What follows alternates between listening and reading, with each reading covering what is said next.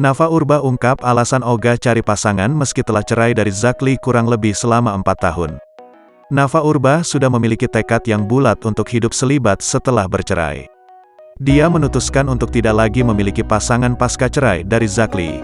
Apalagi setelah gagal dengan Zack Lee, dia merasa saat ini bukan saatnya lagi untuk memikirkan kehidupan pernikahan.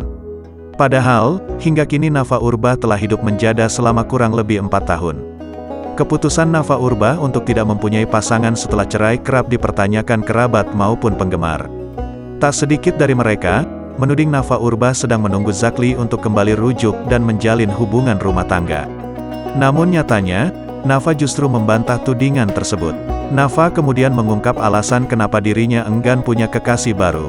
Saat ini dirinya hanya ingin fokus dengan sang putri tercinta, Mikela Lee Jowono. Karena dia, Mika, itu nggak siap untuk hal-hal seperti itu. Nantilah, aku udah nggak memikirkan hal-hal kayak gitu sekarang ini, terang Nafa.